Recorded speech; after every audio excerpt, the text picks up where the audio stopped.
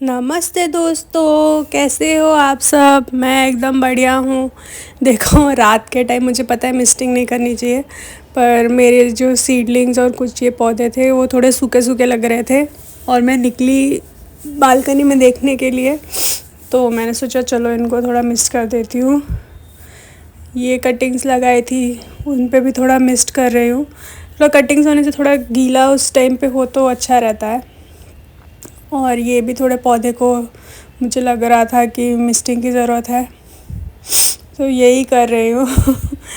I know, गलत काम है, रात को नहीं करना चाहिए। और ये देखो, हाथ जोड़ का पौधा ठीक था, एकदम से पता नहीं इसको क्या हो गया। देखते हैं क्या होता है इसका। ये स्ट्रिंग ऑफ पर्ल्स है। अभी ये लिली और ये चकोतरे के बीज लगाए थे मैंने। आज मतलब कल ये कोकोपीट धो के रखी थी, उसको ही लगा लेती हूँ मैं। इसके ऊपर एक लेयरिंग रहेगी तो ज़्यादा जल्दी से जर्मिनेट होंगे। तो ये थोड़ी सी लेयर छोटी सी लगा रही हूँ मैं। और ऊपर से कवरिंग भी अच्छी रहती है। ये वाली बालकनी में बहुत हवा आती है और ठंडी हवा आती है, उसकी वजह से सब सूख जाता है। तो इसको भी थोड़ा सा क्लीन कर रही हूँ, इसके जो कवर है। और ये मैंने एक ऐसे कवर रखा हुआ है यहाँ पे, उस कवर को लगा रही हूँ। ये मैंने एक पॉट में कोकोपीट और थोड़ी सी मिट्टी और थोड़ा सा वर्मी कंपोस्ट मिला रही हूँ, क्योंकि मैं ये सीड्स अभी ग्रो करूँगी। कुछ फ्लावर के सीड्स मैंने ऑनलाइन मंगाए थे, बीच में आप लोगों के साथ शेयर भी करा था। तो मैंने 2-3 ट्राई किए तो वो कुछ तो जर्मिनेट हो रहे हैं। तो मैंने कहा चलो सभी को कर देते हैं, ज़्यादा लेट नहीं करेंगे। और बीज रखने से भी ख़राब हो जाते हैं, उनकी जो वायबिलिटी है वो चली जाती है। इस मिक्सचर में मैं ज़्यादा कोकोपीट ले रही हूँ। पिछली बार मैंने सिर्फ कोकोपीट में उगाया था, तो अब उसको मिट्टी में ट्रांसफ़र करने में थोड़ी प्रॉब्लम हो रही है, क्योंकि प्लांट्स को आदत ही नहीं है मिट्टी की। तो देखिए, ये सारे सीड्स हैं मेरे पास। ये सब सीड्स मैं लगा दूँगी जितना भी हो सके। और जो भी मेरे पास प्लास्टिक के टेकआउट और जो भी कंटेनर्स है जिनकी लिड थी, वो मैंने सारे इकट्ठे कर लिए हैं। ये काफ़ी अच्छा चल रहा है। ये थोड़ा छोटा सा एक ग्रीन हाउस इफ़ेक्ट आ जाता है और उसमें सब प्लांट्स अच्छे से ग्रो हो जाते हैं। मॉइस्चर भी बना रहता है और ऊपर की लिड क्योंकि ट्रांसपेरेंट होती है तो थोड़ी बहुत सनलाइट भी आती रहती है। कुछ पॉट्स हैं जिनके जो टॉप है उसमें लिड ट्रांसपेरेंट नहीं है, तो उसको देखेंगे क्या करेंगे। पहले सीड्स जर्मिनेट हो जाए, फिर उसके बाद करते हैं कुछ जुगाड़ लगाएंगे। इसको अच्छे से मैं सब पॉट में फ़िल कर रही हूँ। जो भी मेरे पास पैकेजिंग कंटेनर थे उसमें फ़िल कर रही हूँ। मेरे पास टोटल 17 टाइप ऑफ सीड्स हैं, तो देखते हैं कितने आते हैं। पहले मैं सोच रही थी एक बड़े से जो टब है उसमें ही ग्रो कर देती हूँ, फिर मुझे लगा कि हर प्लांट का जर्मिनेशन रेट अलग होता है और हर प्लांट का ग्रोथ टाइम अलग होता है, तो थोड़ा अलग ही करते रहें तो अच्छा है। फिर भी मैंने काफ़ी पॉट्स में सेम लगा दिए हैं, मतलब काफ़ी पॉट्स में 1-2 से ज़्यादा भी लगा दिए हैं मैंने सीड्स।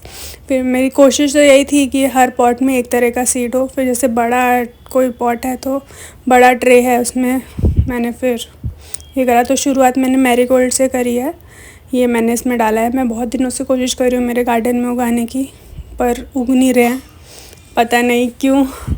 मेरा जो हेडफ़ोन है जिससे मैं रिकॉर्ड करती हूँ वो मेरे बेटे ने हथिया लिया है, तो आज वॉइस क्वालिटी वापस से ख़राब आएगी। Please don't mind for that. देखते हैं क्या मैं पॉसिबल कर सकती हूँ, जितना होता है उतना मैं कोशिश कर रही हूँ। और ये सीड्स मैंने सोचा था कि मैं प्लांट्स ख़रीद के लाऊंगी, पर मैं जो भी ख़रीद के लाती हूँ कुछ दिनों में वो ख़राब हो जाते हैं। तो अब मेरे को समझ ही नहीं आ रहा है कि मैं क्या करूँ, बट देखो कुछ हो रहा है। इसलिए मैंने सोचा चलो सीड से ग्रो करते हैं, और कुछ नहीं तो ग्रीनरी तो बन ही जाएगी। फ्लावर्स देखते हैं कितने फ्लावर्स उगेंगे कितने नहीं उगेंगे। तो ये एक्चुअली 25 सीड्स का पैकेट था, पर उसमें पिछली बार जब मैं जर्मिनेट करा तो एक में एक भी सीड जर्मिनेट नहीं हुआ। तो फिर मैंने सर्च करके देखा कुछ सीड उसमें हैं जो समर फ्लावरिंग भी है, तो वो मैंने रख दिए हैं क्योंकि उनको मोस्टली मुझे मार्च अप्रैल में ग्रो करना पड़ेगा, तब मैं करूँगी उनको। थोड़ी सी गर्मी होने में ही वो जर्मिनेट होंगे, अभी से रख के कोई मतलब नहीं है। तो यही सोच के साथ मैं आगे के प्लांटिंग स्टार्ट करी। बहुत सारे फ्लावर्स है, पॉपी रेड है, वर्बेना की एक और मुझे पैकेट मिल गया था, फिर ऐसे ऐसे नाम है जो मुझे पता ही नहीं थे। डॉग फ्लावर नहीं दिखा मुझे, और बहुत सारे थे, तो वही मैं ग्रो कर रही हूँ।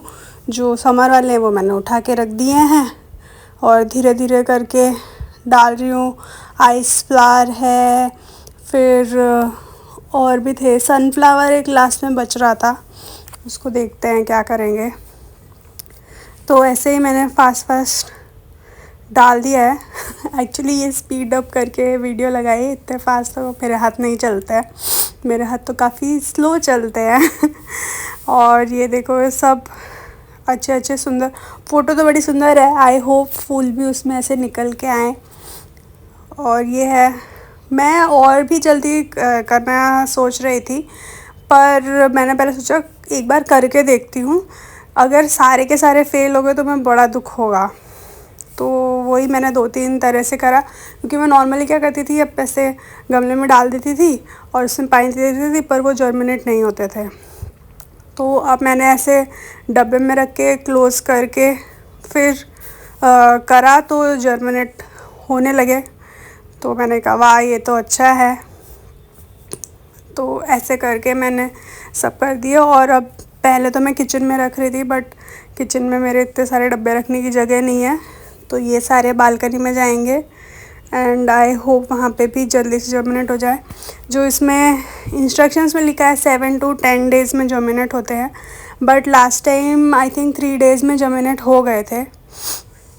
और ये देखो, ये एक ही फ्लावर के दो हैं, एक वाइट है और एक येलो ऑरेंज है। और तीसरा ये मैंने डेलिया भी डाल दिया है। मेरे पास थोड़ा सा डेलिया बचा था, मैंने कहा बचा के रखने का कोई मतलब नहीं है, नेक्स्ट ईयर वो जर्मिनेट नहीं होते हैं, कितना भी उसको केयर के साथ रखो पर नहीं होते हैं। तो बस आज का वीडियो यहीं तक था। अपना ध्यान रखिएगा, चैनल को लाइक शेयर सब्सक्राइब करिएगा। मिलते हैं अगली बार, बाय बाय।